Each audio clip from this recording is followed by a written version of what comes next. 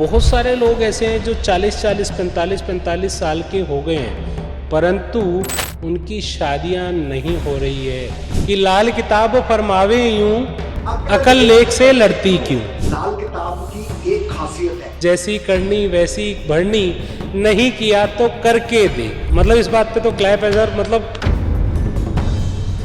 लाल किताब भी जो है वैदिक का ही तो अंग है पूरी सर। ये जिंदगी। जितने भी ज्योतिष अपने नाम के आगे डॉक्टर, जी प्रोफेसर, जी एक्सपर्ट, आचार्य ये वो लगाते हैं सर, इनको किन्होंने दी है पदवी?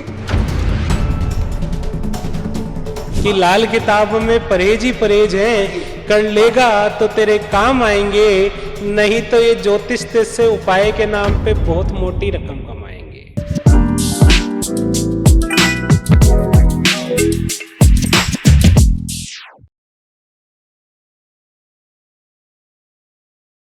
नमस्कार दोस्तों, मैं आपका अपना दोस्त एस्ट्रो हेमंत। मैं आज फिर एक नया पॉडकास्ट लेके आया हूं। जैसा कि आप लाल किताब पे मुझे तो सुनते ही रहते हैं, परंतु ये मेरा सौभाग्य है कि लाल किताब के वो महारथी जिन्होंने पंडित रूपचंद जी जोशी के बाद लाल किताब को पढ़ा, समझा और हम जैसे लोगों को तैयार किया, वो कोई और नहीं, मेरे भी गुरु के गुरु, मेरे जो गुरु निर्मलजीत जी मन्नत, जिनको मैं दिल से प्यार करता हूं। आज वो दुनिया में नहीं है, फिर भी मैं उन्हें दिल से प्यार करता हूं। दिल से प्यार करने के बाद कहते हैं ना कि जहां चाहा वहां रहा, है ना। तो वहां पर ऐसा हुआ कि मुझे मेरे गुरु के भी गुरु मिले और आज उनसे हम मिलकर ज्ञान प्राप्त करेंगे। वो कोई और नहीं, लुधियाना से रंजीत जी हैं और वो आज लाल किताब में हमें बहुत कुछ बताने वाले हैं। बहुत कुछ तो जानेंगे ही जानेंगे, पर बहुत कुछ जानने से पहले आज का जो मेरा टॉपिक है ना, जो आम जनता को प्रॉब्लम सबसे ज्यादा है, वो किस चीज की है? शादी। शादी एक ऐसा टॉपिक है कि शादी हो तो जाती है पर दिक्कतें बहुत आती हैं। कहते हैं ना, ब्याह का ऐसा लड्डू जो खाए वो पछताए, जो ना खाए वो भी पछताए। राइट। तो लाल किताब के माध्यम से शादी क्या कहती है, तो आज हम जानेंगे रंजीत जी से। तो स्वागत करते हैं रंजीत जी का। जय श्री श्याम रंजीत जी। जय श्री श्याम जी। नमस्कार जी सबको, आपको भी नमस्कार और आपके इस पॉडकास्ट के द्वारा जो दर्शक मुझे देख रहे हैं उनको भी मेरा नमन, पूज्य पंडित जी को भी मेरा नमन। तो रंजीत जी, बहुत अच्छा लगा आपसे मिलके। और लाल किताब के मतलब हम प्रचारक हैं और सब मिलके लाल किताब को प्रचार करना चाह रहे हैं, और लोगों के मन में बहुत सारी भ्रांतियां हैं लाल किताब को लेके। ठीक है, तो भ्रांतियां हमें लाल किताब में से खत्म करनी है और एक्चुअलिटी लाल किताब है क्या, कैसे जीवन को बदलती है, वो हमें लोगों को बताना है। तो सबसे पहले स्टार्ट हम पहले लाल किताब से ही करते हैं सर, कि बेसिकली लाल किताब है क्या। थोड़े से मायने में मैं चाहूंगा, मैं तो अपने दर्शकों को बताता ही रहता हूं, और लाल किताब है क्या वो थोड़ा सा एक ब्रीफ में जरा आप मेरे दर्शकों को बताएं तो बहुत अच्छा लगेगा। जी जी हेमंत जी, जरूर। देखिए, लाल किताब के बारे में आज मुझे नहीं लगता कि किसी को पता ना हो कि लाल किताब क्या है, किसने लिखी, कहाँ लिखी गई, कैसे लिखी गई। ये सारी बातें हमने बहुत जगह सुनी, देखी और पढ़ी। बेसिकली लाल किताब सिर्फ और सिर्फ मेरे लफ्जों में, अगर सीधा सा छोटे से लफ्जों में कहना चाहें तो हम कह सकते हैं कि ये आपको जीने की कला सिखाती है जी। ये आपको रिश्ते संभालने की कला सिखाती है जी। ये आपको अपने धर्म, कर्म, अपने संस्कारों से जोड़ना सिखाती है। ये लाल किताब हमें छोटों से प्यार करना सिखाती है, बड़ों का सत्कार करना सिखाती है। ये अगर मैं बात करूं, तो अगर हम बात करें यहाँ पर, तो क्या लाल किताब इंसान को इंसानियत सिखाती है? जी। इसमें कहते हैं ना, मैं एक लाइन, मैं मान साहब का गाना बहुत सुनता हूँ, मुझे बहुत पसंद है। मैं नहीं मंदा कोई धर्म बुरा है, धर्म दा कोई कर्म बुरा है, इलम पड़े पर अमल करे ना, वो बंदा बेशर्म बड़ा है। राइट है ना? मतलब ना तो कोई धर्म का कोई धर्म बुरा है, ना ही कोई कर्म बुरा है धर्म का, पर उस इल्म को जो पढ़ता है वो उस पे अमल ना करे तो वो बंदा बेशर्म बड़ा है।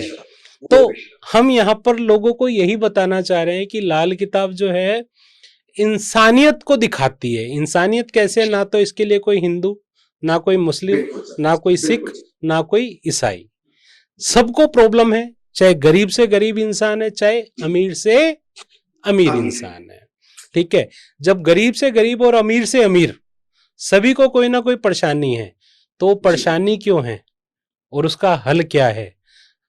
सबसे पहले यही चीज जानने के लिए हमने यहाँ पर रंजीत जी को बुलाया। तो रंजीत जी, आज का जैसे हमारा टॉपिक है शादी, तो पहले तो जो मैं ये जानना चाहूंगा कि बहुत सारे लोग ऐसे हैं जो 40-40, 45-45 साल के हो गए हैं, परंतु उनकी शादियां नहीं हो रही है। तो उसके पीछे क्या लॉजिक है, क्या रीजन है? लाल किताब के ग्रह उसमें कैसे काम करते हैं? जी हेमंत जी, आपने अच्छा सवाल पूछा है कि आज के समय में 40-40 साल के पुरुष या स्त्री हो गए हैं और उनकी शादियों में रुकावटें आ रही हैं या हो नहीं रही जी। ये सब हमारा जो सर आज का कल्चर है ना सर, ये सबसे पहले ये जिम्मेदार है। जो हमारा कल्चर है सबसे पहले ये जिम्मेदार है। इसमें क्या होता है, आज हम एजुकेशन की फील्ड में आते हैं, पढ़ते हैं, पोस्ट ग्रेजुएशन करते हैं, पीएचडी करते हैं, करियर को सेट करते हैं, ऐसे करते करते हमारे 35-38 साल निकल जाते हैं।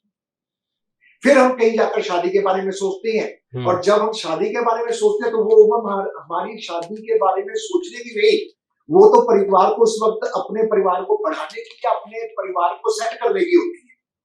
तो ये सबसे बड़ा कारण तो मैं ये समझता हूं, जो दुनियावी कारण है। अब जो ग्रहों का खेल है उसमें बहुत से ऐसे योग हैं जिनमें पंडित जी ने शादी की रुकावटों के लिए लिखा है जी, जिनको देखकर हम कह सकते हैं कि इनकी शादी नहीं होगी, इनको पत्नी या पति का सुख नहीं मिलेगा, या कम मिलेगा, या डिवोर्स हो जाएगा।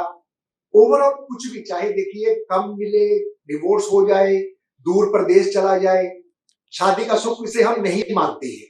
तो ये ग्रहों की भी कोई ना कोई चाल है, उसकी अब आगे जाकर योगों के ऊपर भी बात करेंगे कि डिले क्यों होता है। तो ये मेरे ख्याल से दो कारण है, एक ग्रहों का ये कारण और दूसरा हमारी खुद की डिलेनेस। कहने का मतलब ये है कि इंसान अपनी ही गलतियों की वजह से जो अभी तक शादी की तरफ नहीं बढ़ पा रहा है, वो सोचता है कि चलो पहले सेटल हो जाऊं, पर कई बार किस्मत में लिखा होता है कि आप जो है पहले शादी करें उसके बाद कामयाब होंगे। जी बिल्कुल बिल्कुल। जैसे अगर एग्जाम्पल दें कि जुपिटर लगन में है, 7वां घर खाली है, जी, किसी का जुपिटर मतलब गुरु पहले घर में है, 7वां घर खाली है, तो ऐसा इंसान तो शादी के बाद ही कामयाब होगा ना सर? बिल्कुल सर, बिल्कुल। ठीक है, पर लोग सोचते हैं पहले सेटल हो जाएं। जी, और खासकर ऐसे लोग जुपिटर लगन वाले ही सोच रहे होते हैं। जी जी, अगर मैं गलत नहीं हूं तो सर। नहीं सर, ऐसा है कि बिल्कुल आप ठीक है। देखिए मेरी ये सोच है कि सिर्फ जुपिटर लगन को हम कंसीडर ना करें, क्योंकि लाल किताब में और भी ग्रहों को देखकर लिखा है। बिल्कुल बिल्कुल स्पष्ट कह दिया कि अगर लगन में कोई ग्रह है, 7वां घर अगर खाली है, तो ऐसे जातक की जल्दी शादी इसका भाग्य उदय करेगी। बिल्कुल कहा गया जी। सूर्य में भी ये बात लिखी थी, चंद्र में भी ये बात लिखी थी, बृहस्पति में भी ये बात लिखी थी, बहुत से ग्रहों में पंडित जी ने ऐसी बातें लिखी है। ओवरऑल नतीजा यही है कि 7वां घर अगर खाली है तो ऐसे जातक को शादी जो है वो जल्दी कर लेनी चाहिए, चंद्र के उम्र से पहले शादी कर लेनी चाहिए। अच्छा, मतलब जिसका 7वां घर खाली हो, मतलब भाई आप सब लोग देखिएगा कि आपकी कुंडली में कहीं पर 7th हाउस अगर खाली है तो आप जो है 24 साल से पहले पहले शादी कर लें तो आपके लिए बहुत बढ़िया रहने वाला है। ये एक नई जानकारी आप लोगों के लिए एडिशन हो रही है कि ये आप लोगों को देखना बड़ा आसान होगा कि आपकी कुंडली में 7th हाउस में कोई ग्रह है या नहीं है। जी आगे सर। इसमें सर ऐसा है कि 7वां घर खाली को ऐसे हम ना माने, हमें ये भी देखना है कि कई बार वहां ऐसे प्लेनेट आ जाते हैं जिनमें उस साल की हुई शादी भी गैर मुबारक हो सकती है। जैसे हम कह रहे हैं कि लगन में ग्रह है 7वां खाली, आप जल्दी शादी कर लो, लेकिन कहीं अगर आपकी कुंडली में शुक्र के साथ सूर्य बैठा है तो 22वें साल की शादी आपको गैर मुबारक होगी। ये आगे जाकर हम टॉपिक के जब ग्रहों के योगों के बारे में बात करेंगे फिर ये भी बातें दर्शकों को काफी हद तक क्लियर हो जाएंगी। जी जी बिल्कुल सही कहा आपने। तो वही चीज है, तो सबसे पहले ये बताओ कि आम जनता कैसे जाने कि उसको शादी के योग भी हैं या नहीं है। जी जी देखिए, जो कुंडली है इसमें कुल मिलाकर 12 ही घर हैं जी, और 9 ग्रह हैं। बल्कि मैं तो कहता हूं कि कुंडली में अगर मुकम्मल तौर पे घर देखें तो 8 ही हैं। जी क्यों? क्योंकि बंद मुट्ठी के खाने यानी कि खाना नंबर 1, 4, 7 और 10 ये कंप्लीट हाउस है कुंडली के 4 जो पूरे खाने हैं, और बाकी के जो 8 खाने इनके बाहर हैं वो आधी आधी कोठियां हैं। जी तो पंडित जी ने क्या कहा है कि वो आधी आधी कोठियों को अगर मिलाकर देखें तो कुल खाने मुकम्मल खाने 8 ही हैं। जी, पहला जीवन का और 8वां मरण का। पहला स्टार्ट है सूर्य से और 8वां अंत है शनि से। क्योंकि पंडित जी ने एक लाल किताब में ऐसी थ्योरी दी है जिसमें पंडित जी ने हर ग्रह के नेक और मंदा असर बताया है। दो रंगी ये किताब ही 2 रंगी है सर। जी, झगड़ा अक्ल ना किस्मत हो, बृहस्पति और बुध का ही झगड़ा बताया है। जहां पे ये लाइन बोली जाती है कि लाल किताब फरमावे यूं, अकल लेख से लड़ती क्यों। जी, था जब किस्मत का कागज, वक्त था वो गैब का, भेद जिसमें गुम रखा, जन्म मौत और ऐब का। है ना? ये जो किस्मत का कागज लिखकर हम आए हैं ना सर, ध्यान रखना था बताया कृत धन इंसान का। लड़का लड़की एवज बोला, खतरा था शैतान का। इसको थोड़ा सा एक्सप्लेन करो सर। जी जी देखिए, पंडित जी कह रहे हैं कि जब ये विद्या लिखी गई वो गैब का वक्त था, यानी कि मुझे कोई गैबी शक्ति आती थी और वो विद्या लिखाती थी, या ये विद्या ही गैबी है, आप यूं समझिए। जी, और इस विद्या में पंडित जी ने कहा है कि ये विद्या तुझे बेशक लड़की के पेट में पल रहे बच्चे के बारे में बतला देगी कि वो लड़का है या लड़की है, लेकिन ऐसा तूने सामने वाले को ना बताना है, ना उसके ऐब के बारे में बताना है, ना किसी के ऐब के बारे में बताना है। किसी भी दूसरे के ऐब के बारे में बताना इस विद्या के लिए सख्त तौर पर मनाही। उन्होंने कहा कि दूसरों के ऐब पर पर्दा डालना तेरी किस्मत को रोशन करेगा, दूसरे के ऐब पर छुपाना तुझे लाभ देगा। लेकिन अगर तू किसी के पेट में पल रहे बच्चे के बारे में बता देता कि लड़की है, तो हो सकता है कि वो जाकर उसको खराब करवा दे, तो इसका पाप हम पर आएगा, इस विद्या पर आएगा। क्या बात है, बहुत बढ़िया जानकारी मिली सर यहाँ पर। तो पर वही हम अपने टॉपिक से बीच बीच में, क्योंकि लाल किताब वाले हैं ना, तो बड़ी जल्दी भटक जाते हैं, क्योंकि लाल किताब इतनी गहराई है समुद्र के अंदर, जितना घुसते जाओ कहते हैं ना, जिस तरह से कहते हैं समुद्र जितना शांत है उतना गहरा है, ठीक है ना, जितना समुद्र शांत है उतना गहरा है। तो आज इसी गहराई को जानते हुए आज हम शादी की सारी चर्चाएं कर रहे हैं। तो मैं ये भी जानना चाहूंगा, जैसे आपने बताया कि शादी के योग किस तरह से बनते हैं, कैसे बनते हैं, पर वही चीज है, आप यहाँ पर एक चीज और क्लियर करें कि कौन से इंसान को कब शादी करनी चाहिए कि जिससे वो शादी उसको फायदा दे, किसको कब शादी नहीं करनी चाहिए, ये थोड़ा सा एक्सप्लेन करें तो हमारे दर्शकों को बहुत ज्यादा समझ में आने वाला है इस चीज के लिए। जी जी जी जी देखिए, इस पॉडकास्ट का हमारा जो सोर्स है, जो हमारी मंजिल है इस पॉडकास्ट की, जहां हम इस पॉडकास्ट को ले जाना चाहते हैं, वो ओवरऑल यही है कि हर ये पॉडकास्ट देखने के बाद कोई भी व्यक्ति आसानी से अपनी शादी के बारे में देख सकता है, समझ सकता है, या क्यों नहीं हो रही, या क्यों गड़बड़ी है शादी में, या क्यों प्रॉब्लम्स आ रही है, वो आसानी से ढूंढ पाए जी। क्यों? क्योंकि आज की दुनिया में इस विद्या को इतना खराब कर दिया गया है, इस विद्या को इतना इजी बना दिया गया है, समझा गया है कि मतलब ये जादू समझ दिया लोगों ने, जबकि ऐसा कुछ नहीं है, कोई जादू नहीं है सर, बिल्कुल जादू नहीं है। पंडित जी ने भी लिखा है कि हवाई ख्याल का बुनियादी मजमून बेशक तुझे सब कुछ बता देगा, लेकिन बीमारी का इलाज है, मौत का कोई इलाज नहीं है। दुनियावी हिसाब किताब है, कोई दावा खुदाई नहीं है। बिल्कुल बोला है जी, बिल्कुल बोला है। तो अब बात करते हैं कि आपने कहा कि शादी किस उम्र में नहीं करनी चाहिए या किस ग्रह में करनी चाहिए, किस उम्र में नहीं करनी चाहिए, दोनों बातें हैं जी। देखिए, शादी के लिए पंडित जी ना एक देखिए ग्रंथ है, ये 5 एडिशन है, सबको पता है, 39, 40, 41, 42 और 52 जी। 52 का जो ग्रंथ इन्होंने लिखा है 2 एडिशन में, वो 1173, 72, 73 पेज का बनाया है इन्होंने जी, बिल्कुल, जिसमें 221, 22 पेजों की इन्होंने ग्रामर ली है।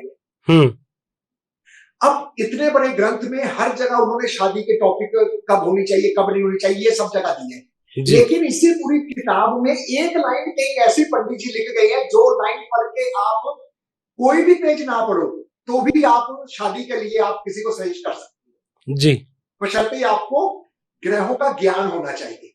वही तो मैं अपने दर्शकों को बताना चाह रहा हूँ, वही तो मतलब मेरा पर्पस क्या है कि देखो, आजकल जो भ्रांति है, अगर बात करूं पूरी दुनिया में कि लाल किताब कुछ नहीं है, मैं बहुत जगह वीडियोस देखता हूं, ये काली किताब, ये पीली किताब, ये वो, तो हम आज अपने दर्शकों को ये बताना चाहते हैं कौन सा इंसान किस उम्र में विवाह करे जो उसके लिए फायदेमंद होगा, या किस ग्रह की वजह से उसको किस उम्र में शादी नहीं करनी चाहिए जी, राइट, किस उम्र में शादी नहीं करनी चाहिए, वो हम एक बार जान लें, तो उससे क्या है कि लोगों को अपने आप से इतनी नॉलेज तो, क्योंकि लोगों के मन में ना एस्ट्रोलॉजी के नाम पे इतनी भ्रांति फैली हुई है कि अगर कोई एस्ट्रोलॉजी मतलब कोई इंसान 15 से 20 मिनट अगर एस्ट्रोलॉजी की रील्स देख लेना, तो वो ही कहेगा कि मैं जीना ही छोड़ दूं, मैं खाना पीना ही छोड़ दूं।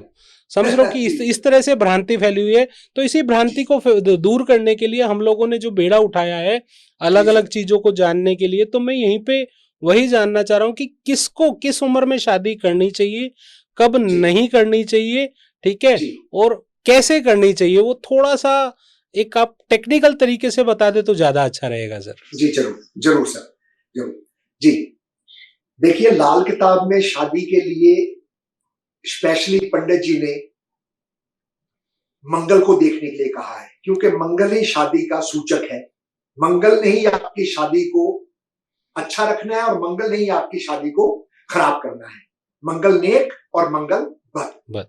अगर आपकी कुंडली में मंगल नेक है तो आपकी शादी खाना आबादी है, अगर आपकी कुंडली में मंगल बद है तो आपकी शादी जो है वो खाना बर्बादी है। वो बांदर किले का पंडित जी ने जिक्र किया कि वो झगड़ा ही होता रहेगा, बांदर किला गेम होती थी, सबको पता है जी। अब बात करते हैं कि किस समय शादी नहीं करनी चाहिए, किस उम्र में शादी नहीं करनी चाहिए जी। देखिए, इसके लिए पंडित जी ने बहुत खूबसूरत एक लाइन लिखी है। पंडित जी ने कहा है कि अगर आपकी कुंडली में शुक्र जिस ग्रह से भी खराब हो रहा है जी, उस ग्रह की उम्र में आप शादी ना करें। शुक्र जिस ग्रह से खराब हो रहा है, तो यहाँ पर थोड़ा सा एग्जांपल ले लेते हैं सर। जी, मैं एग्जांपल आपको दूंगा जी। देखिए, एक लाइन दर्शक बहुत अच्छी तरह समझ गए कि शुक्र को देखना है उन्होंने, और वो देखना है कि शुक्र किस ग्रह के साथ कनेक्टिविटी हो रहा है, कंटेक्ट उसका किस ग्रह के साथ है, कनेक्टिविटी किस ग्रह के साथ।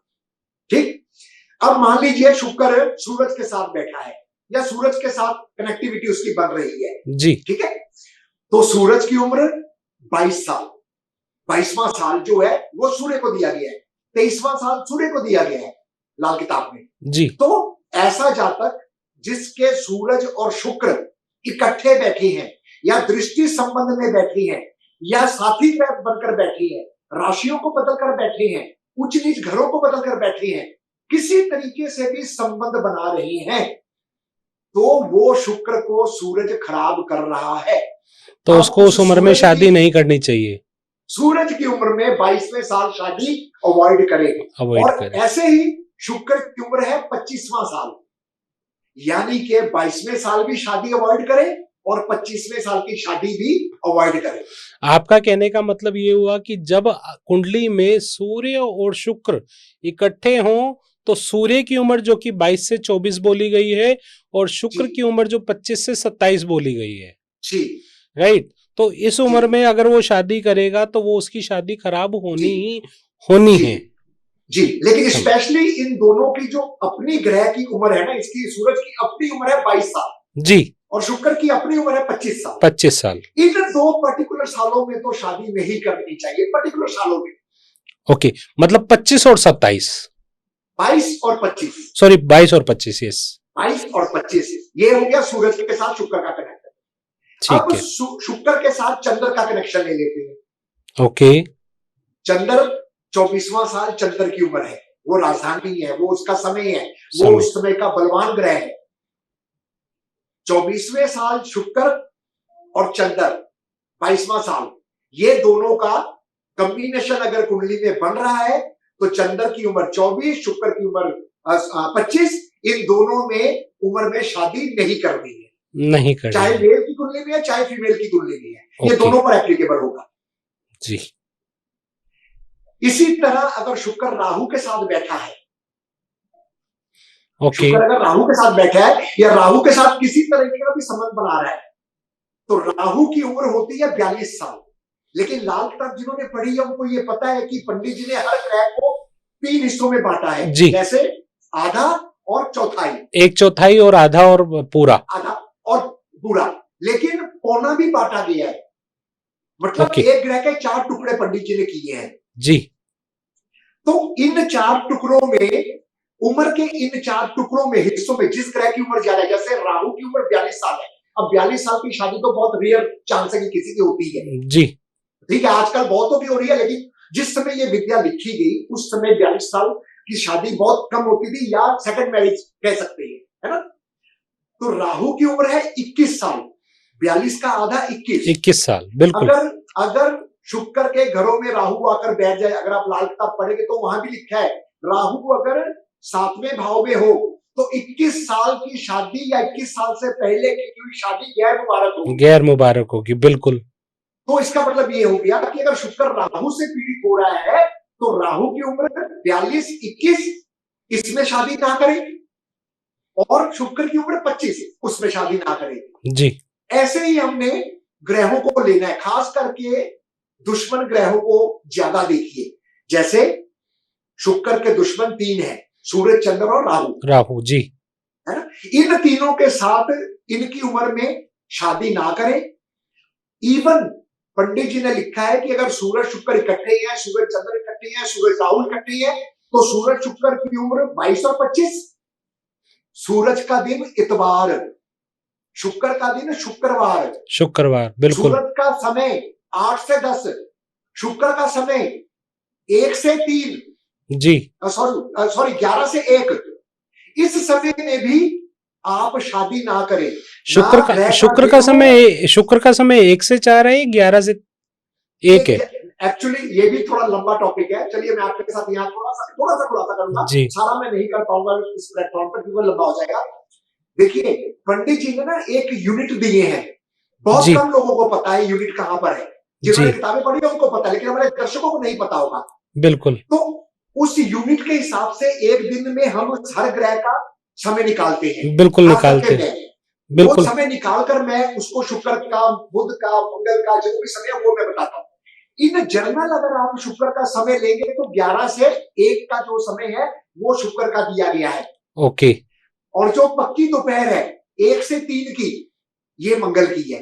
हाँ जी, ये मंगल की है। और 3 से 4 किसी का समय नहीं दिया है, और 4 से फिर शाम 6 बजे तक बुध का समय दिया है। बुध का समय, हर ग्रहों का समय है जी।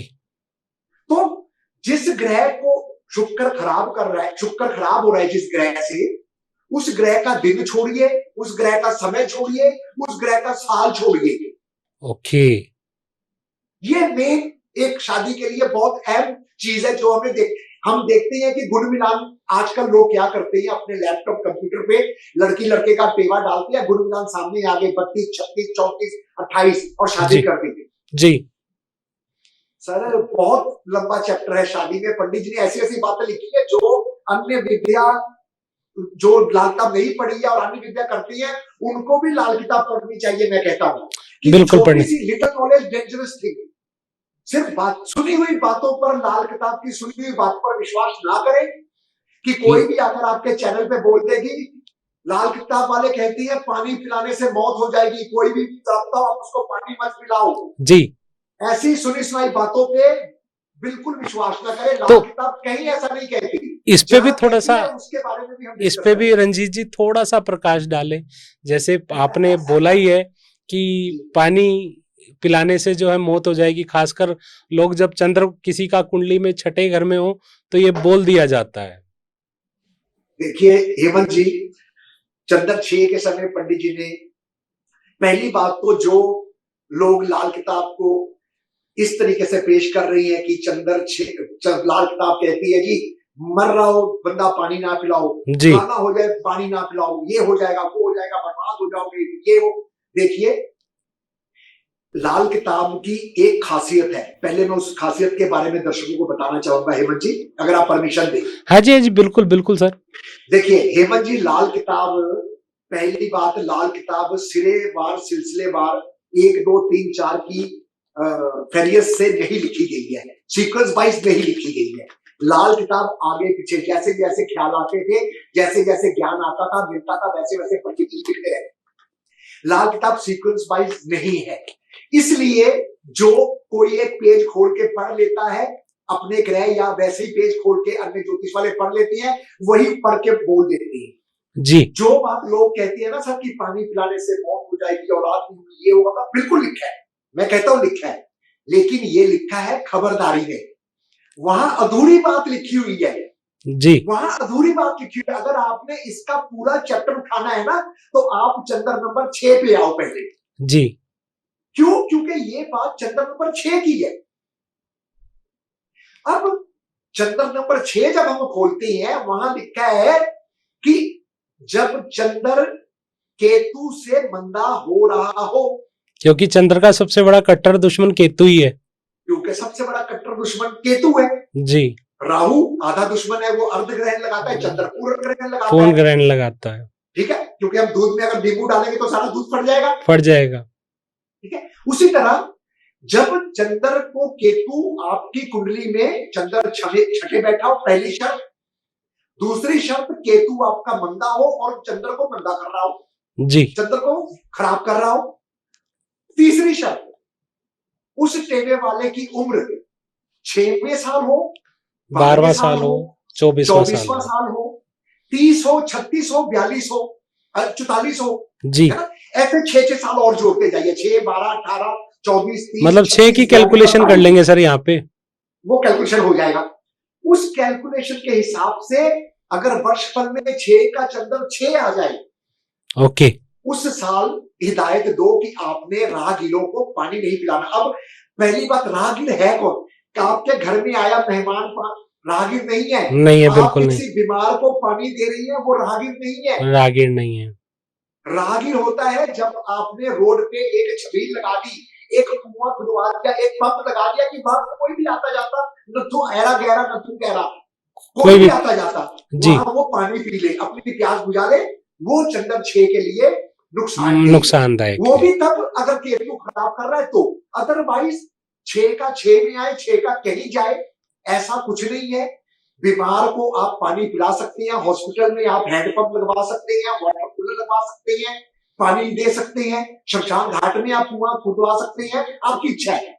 इसका देखिए 6वां जो खाना है ना हेमंत जी, वो फोका पानी कहा गया है, पाताल का कड़वा पानी, पाताल का कड़वा पानी, यस, है ना, जिसमें स्वाद नहीं है, टेस्टलेस है बेसिकली, जैसे मुंह वैसी चपेड़, इसमें लिखा है, बिल्कुल लिखा है। और यहाँ पर ही यहाँ नहीं की तो करके देख, यही लिखा है। ये मैं पढ़ता हूँ, बिल्कुल पढ़ता हूँ, जैसी करनी वैसी भरनी, नहीं किया तो करके देख। डेफिनेटली, बिल्कुल। अब बात को समझो ना, आपने का मतलब जो इसको लाल किताब को बुरा कहती है या जो सही मायने में इसको पेश नहीं कर रही है, उनको ये समझ आए कि जहां पे ये बात ठीक है, जैसी करनी वैसी भरनी, नहीं की तो करके देख। इसका मतलब क्या है?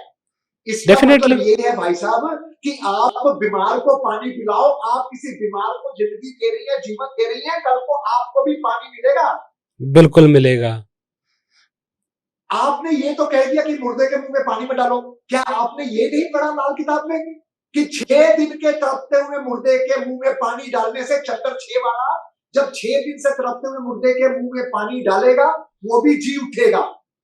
क्या बात है, क्या बात है।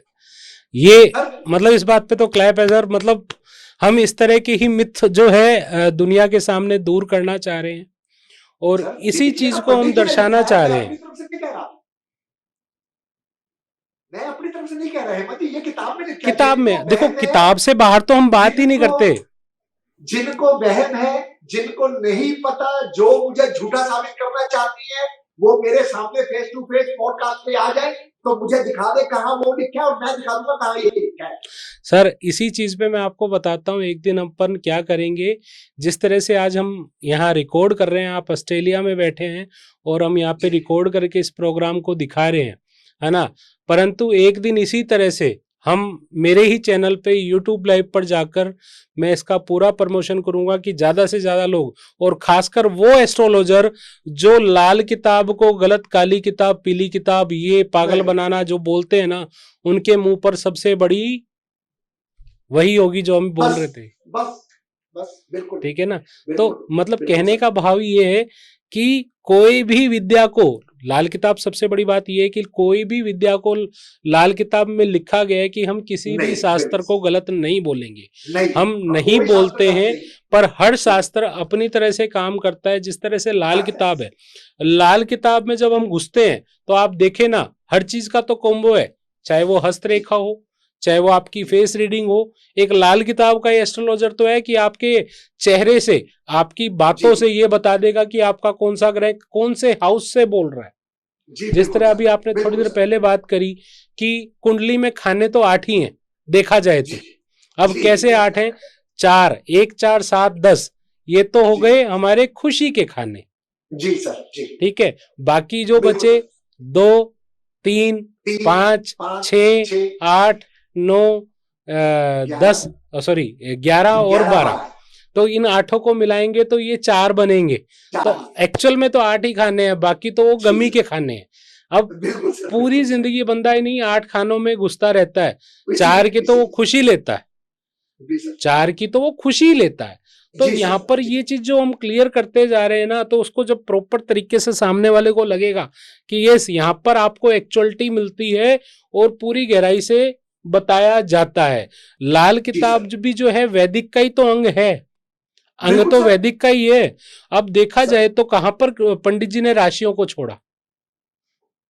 नहीं छोड़ा, नहीं छोड़ा, कुछ नहीं छोड़ा, पंडित कुछ नहीं छोड़ा।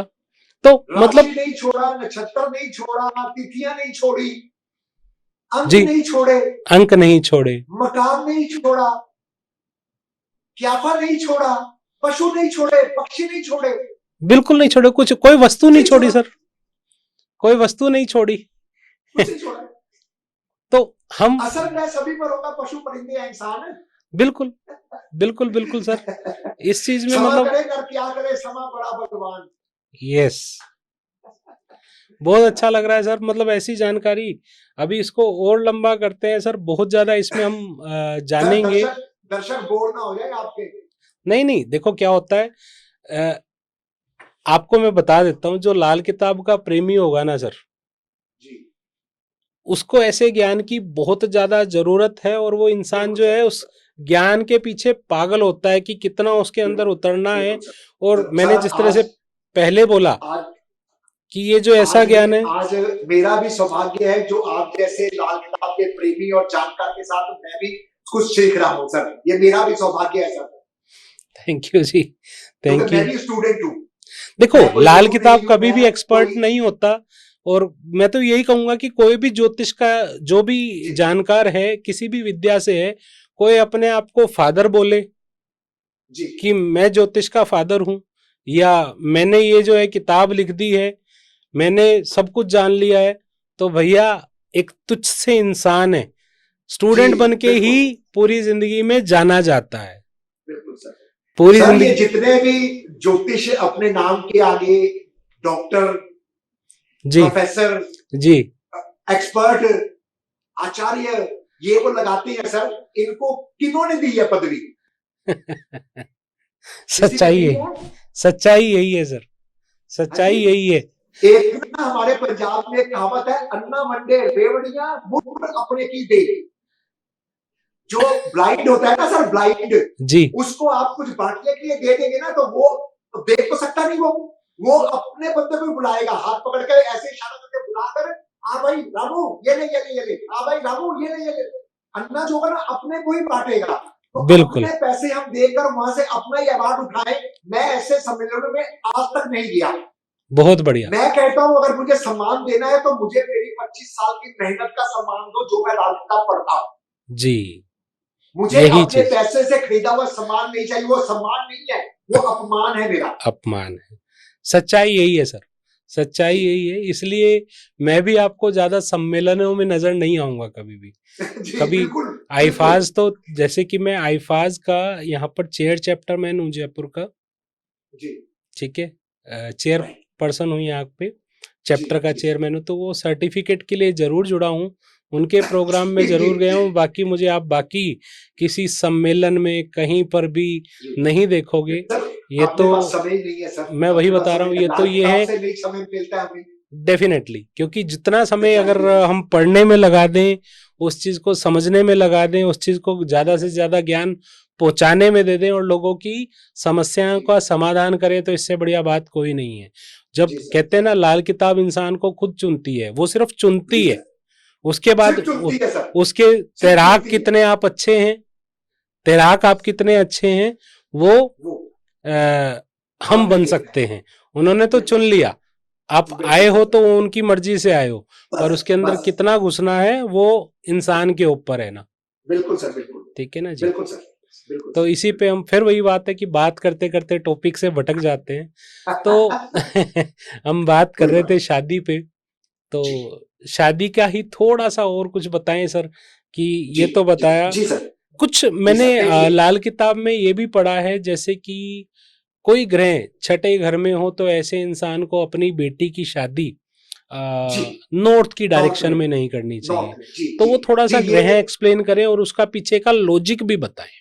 जी जी जी सर, जरूर जी सर। ऐसा है कि बुद्ध का नंबर 6 के समय पंडित जी ने कहा है लाल किताब में कि ऐसा जातक जिसकी कुंडली में बुध 6 हो या उसकी बेटी की कुंडली में बुध 6 हो, तो वो जातक जिसके कुंडली में 6 है वो अपनी शादी घर से नॉर्थ दिशा की ओर ना करे, या जिस पिता की कुंडली में बुध 6 है वो जी, अपनी बेटी की शादी घर से नॉर्थ दिशा में ना ना करे। करे, ठीक है जी। अब यहाँ भी एक सवाल है सर, देखिए बहुत गहरी है लाल किताब, हमें पता नहीं लाल किताब कितनी गहरी है, जी इसको पता तब लगेगा सर। देखिए पंडित जी ने कहा है कि हम कहते हैं, आपने भी अभी कहा एक शब्द, आपने अभी बोला कि लाल किताब हमें चुनती है। चलो मैं मान लेता हूं सर लाल किताब हमें चुनती है, लेकिन लाल किताब हजारों को उसने चुना है, लेकिन पंडित जी ने क्या कहा कि लाखों में कोई एक होगा जो रेखा में मेखा लगाएगा। जी, बिल्कुल सही कहा आपने। इसका मतलब क्या होगा कि लाल किताब चाहे 10 लाख बंदे करते हो पढ़ते हो, लेकिन वो कोई कोई होगा लाखों में जो रेखा में देखा, यानी कि उस कुदरत के फरमान को बदल सकेगा। जी उसके एवज में उस बंदे को चुकाना पड़ेगा। बिल्कुल। उस क्योंकि पंडित जी को पता था कि जो मैं विद्या लिख रहा हूं, जो गैवी शक्ति मुझे लिखवा रही है, जहां जहां से मैंने ज्ञान इकट्ठा करके मैं लिख रहा हूं, इसके एवज में मुझे भी बहुत कुछ देना पड़ेगा, और पंडित जी ने दिया। बिल्कुल दिया जी, बिल्कुल दिया। ठीक है ना सर। तो अब बिल्कुल बात कर रहे थे सर हम कि बुध 6 की, बुध 6 के समय ऐसा जातक सिर्फ नॉर्थ में नहीं, अपने घर से नॉर्थ की तरफ और अपने जद्दी घर से भी नॉर्थ की तरफ देख ले। दोनों देखना है, बिल्कुल, जद्दी घर से भी जरूर देखना है। क्यों? क्योंकि अब वहां पे बुध कन्या लड़की, कुंवारी लड़की को बुध बोला है पंडित जी। बिल्कुल बोला है जी। लेकिन जब हमने बुध की शादी कर दी तो वो शुक्र बन गई। शुक्र। तो अब 6 में बुध था उच्च का, लड़की हमारी बढ़िया थी, लेकिन हमने उसको नॉर्थ की दिशा में भेज दिया जो कि शुक्र की दिशा है। शुक्र की दिशा है। वहां जाकर बुध जो है नीच का हो गया, वो कमजोर हो गया। अब वो बुध नहीं रहा, वो शुक्र बन गया। शुक्र बन गया। रंजीत जी, ऐसा कोई उपाय बताएं कि जिससे बहुत सारे लोग जो शादी जिनकी डिले हो रही है, देरी से हो रही है, कुछ ऐसा जनरल उपाय कि उनकी शादी हो जाए जल्दी। देखिए हेमंत जी, मैं पंडित जी की बातों पर विश्वास करता हूं, उनकी किताब पर विश्वास करता हूं। नो डाउट पंडित जी ने उपाय लिखे हैं जी, लेकिन वो उपाय ग्रहों में लिखे हैं।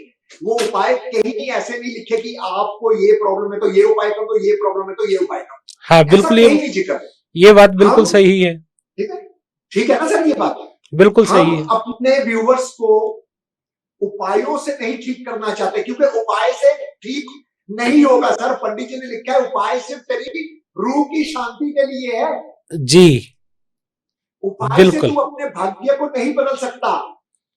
उसके साथ वही परहेज जो मैं बार बार कहता भी हूं कि लाल किताब में परहेज ही परहेज है, कर लेगा तो तेरे काम आएंगे, नहीं तो ये ज्योतिष से उपाय के नाम पे बहुत मोटी रकम कमाएंगे, ले जाएंगे, कमा कर ले जाएंगे। ठीक है। तो उपाय, मेरी दर्शकों से विनती है कि उपाय आप अपना टेवा दिखाकर ही ले, किसी ऐसे एस्ट्रोलॉजर को जो अच्छा जानकार हो, अच्छा करता हो, चाहे वो विद्या कोई भी हो। आपको जिस विद्या पे विश्वास है, जो विद्या आपको अच्छी लगती है, जो एस्ट्रोलॉजर आपको अच्छा लगता है, ज्ञानवान लगता है, आप उसके पास जाएं, अपना होरोस्कोप दिखाकर उपाय लेकर फिर आगे बढ़े।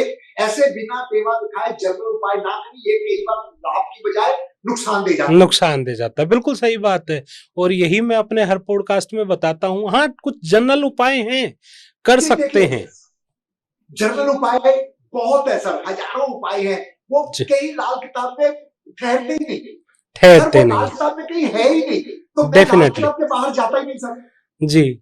नहीं तो उपाय तो वो भी चल रहे हैं, हस्बैंड का अंडरवेयर लो, वाइफ का अंडरवेयर लो, बांध दो, उस डायरेक्शन में डाल दो, जो है लव रिलेशन अच्छा हो जाएगा। ये मतलब इसी ज्योतिष का मजाक बनाकर रख दिया सर। देखो, इसी तरह के लोगों ने ज्योतिष का बहुत बड़ा मजाक बनाया है, और उन्हीं की वजह से जो है ना, बहुत सारे लोगों को बोलने का मौका मिलता है कि लाल किताब कुछ भी नहीं है।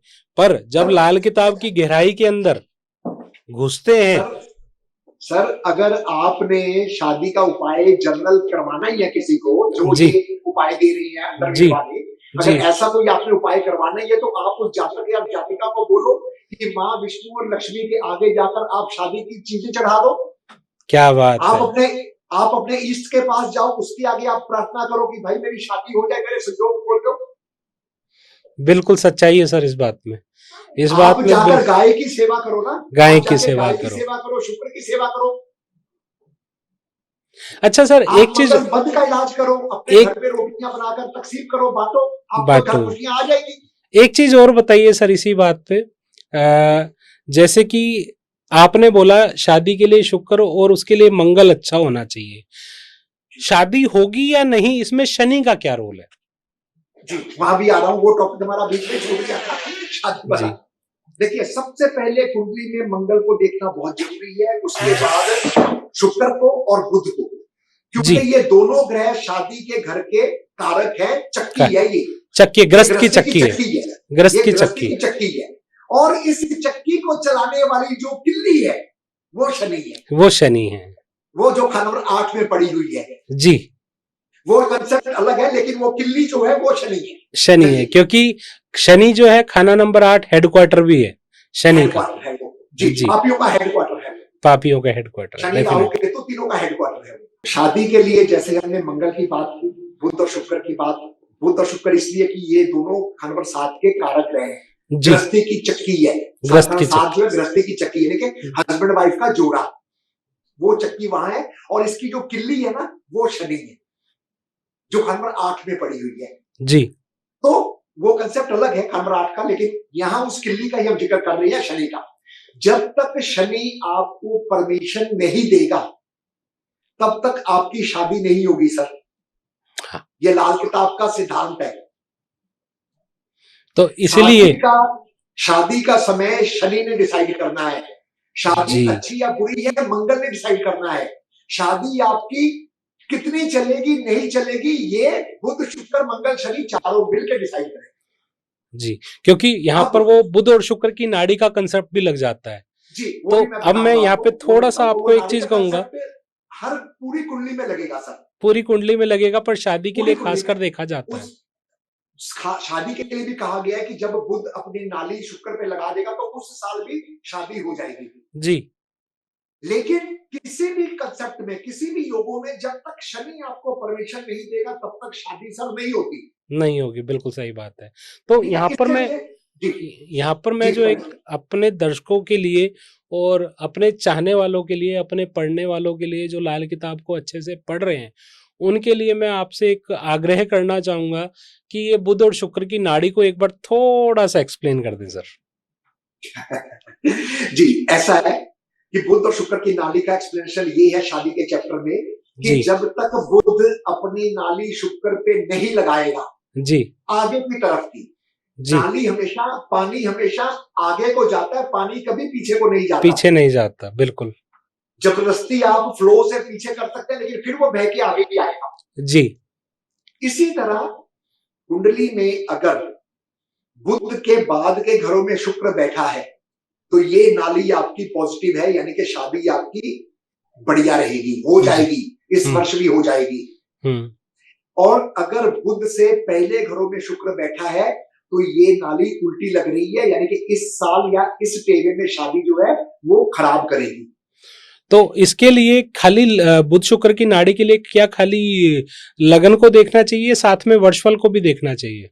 नहीं नहीं, देखिए वर्षफल लगन जो है आपके जन्म के ग्रह है वो आपके लिए फिक्स हो गए, जो आपने लेखा जोखा पूर्व जन्म, ये जन्म, अगले जन्म का सारा लेखा जोखा उसमें छपा हुआ है जी।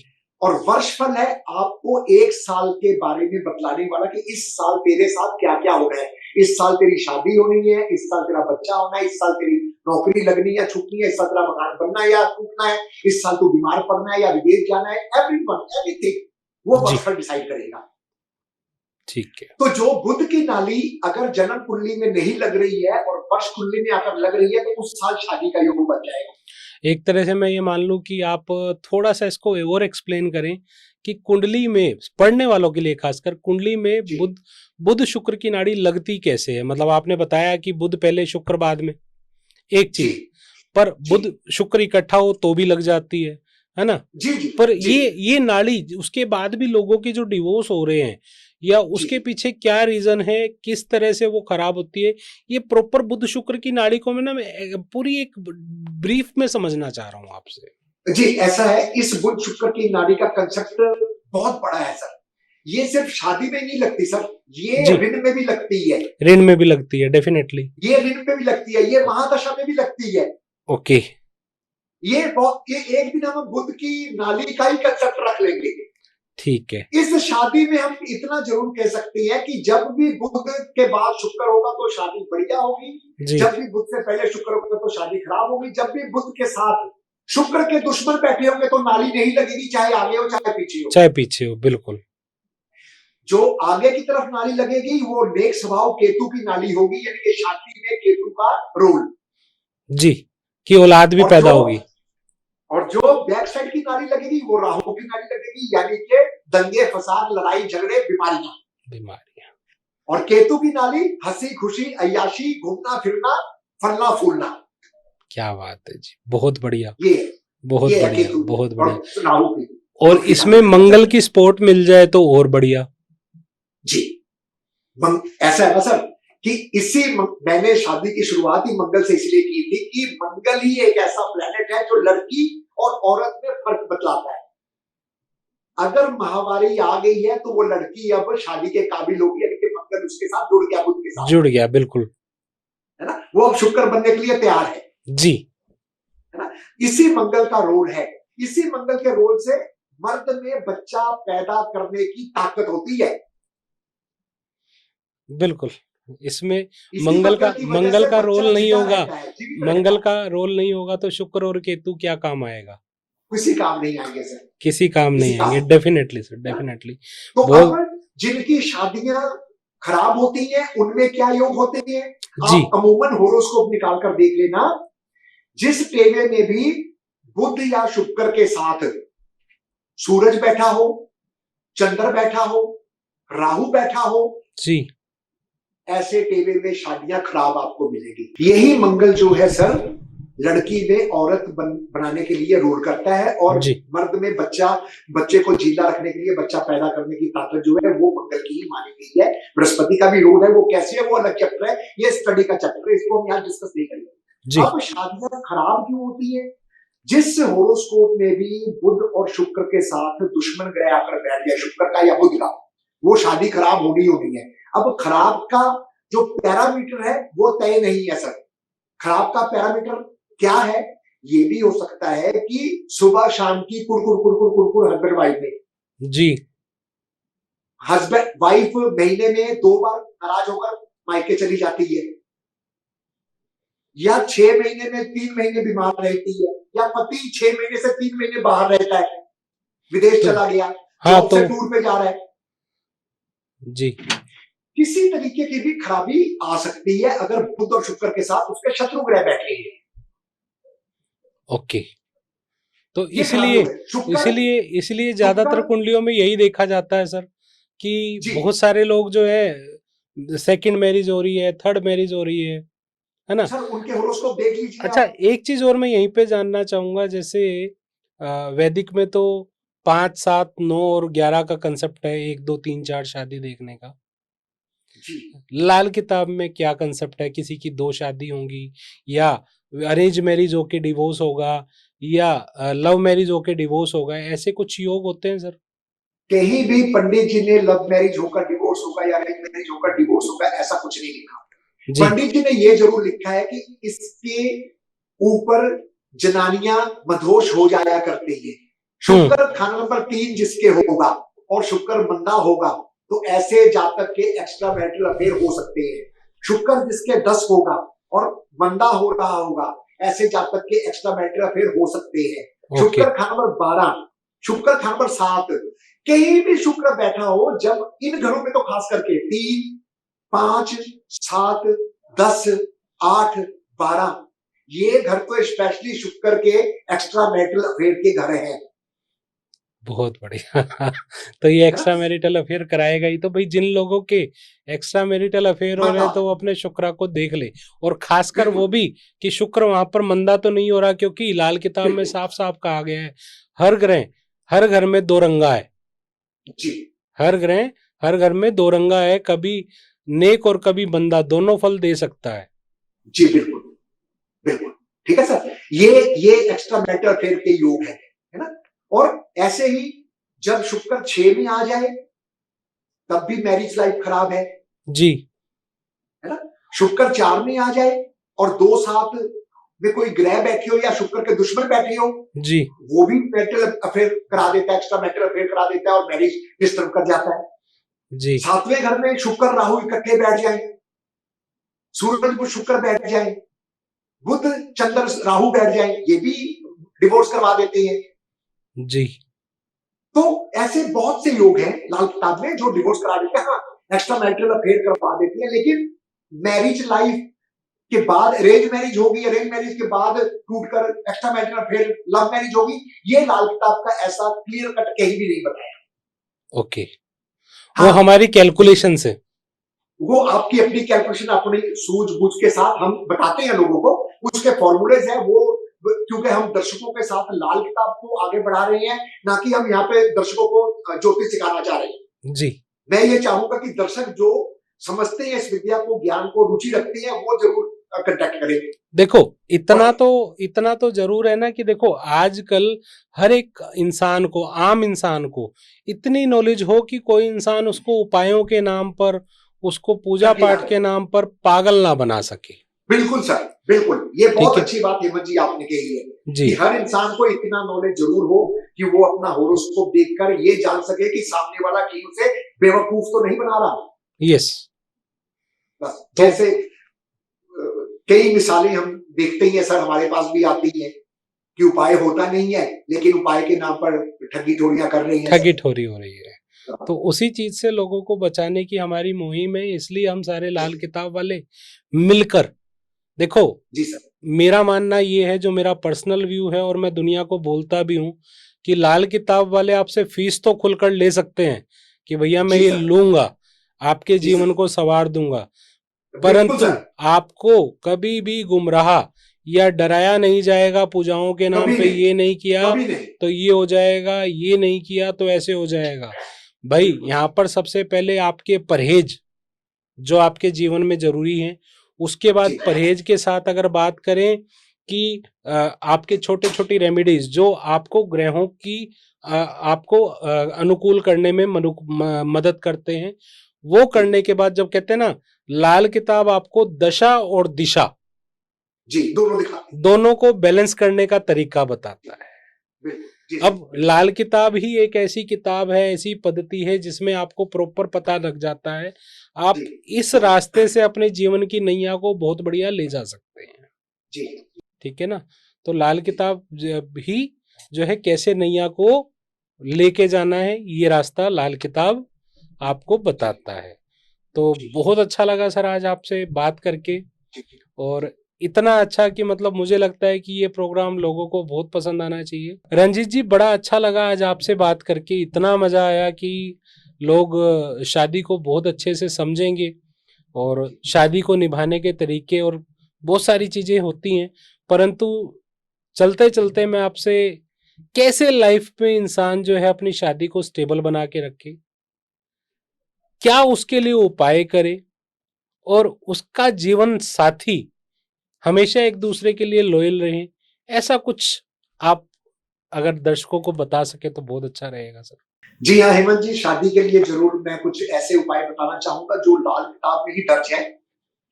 देखिए, आपने जिस भी जातक की ने शादी करनी है अपनी औलाद की, जी उस उनके तेवे में ये जरूर देख लें कि कौन सा ग्रह खराब हो रहा है। जो भी ग्रह खराब हो रहा है या शुक्र को खराब कर रहा है, जी उस ग्रह की वस्तु लेनी है। फॉर एग्जाम्पल, मान लीजिए शुक्र को बृहस्पति खराब कर रहा है या बृहस्पति खराब हो रहा है, तो आपने बृहस्पति के लिए 2 सोने के टुकड़े या 2 हल्दी की गांठें या 2 केसर की पुड़ी जी ये ले लेनी है।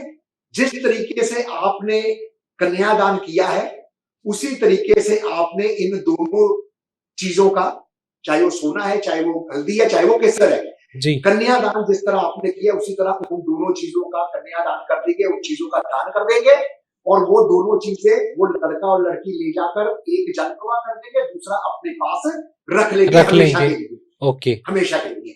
अगर वो कभी लाइफ में गुम हो जाती है तो दोबारा उसी के साथ का लेके अपने पास रख ले, दोबारा ये उपाय करने की जरूरत नहीं है। जी इससे इनकी मैरिज लाइफ, आपस में तालमेल, आपस में लॉयल्टी और मैरिज लाइफ सुखी रहेगी।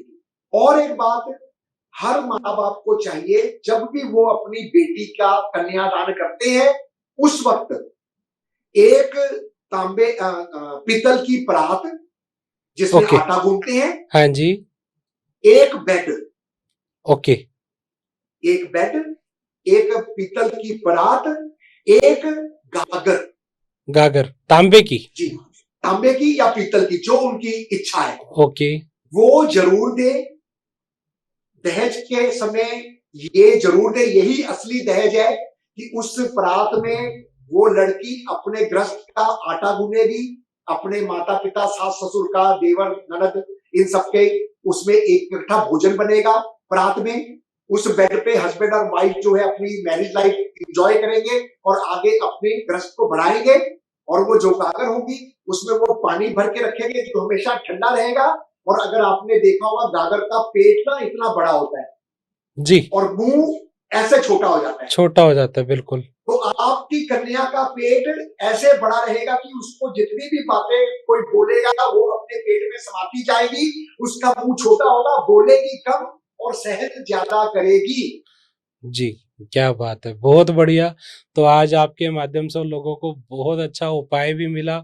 बहुत बहुत धन्यवाद रंजीत जी, आपने आज शादी के ऊपर इतना अच्छा ज्ञान दिया।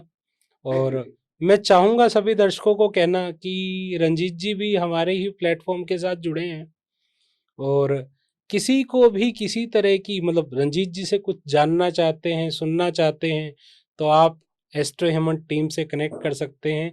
एस्ट्रो हेमंत टीम रंजीत जी से आपको कनेक्ट कराएगी। और आशा करता हूँ रंजीत जी आप भी हमारे साथ लाइफ टाइम जुड़े रहेंगे, जी लोगों जरूर सर, की जरूर। बहुत लोगों की आनंद आया सेवा सर में आपके, हाजिर आपका रहेंगे। बहुत बहुत शुक्रिया सर। ठीक है भाई, आप लोगों को ये पॉडकास्ट बहुत अच्छा पसंद आया हो, मजा आया हो, तो इसको लाइक शेयर सब्सक्राइब तो करें ही करें, साथ में इसे अपने चाहने वालों को भी फॉरवर्ड करें। जय श्री श्याम।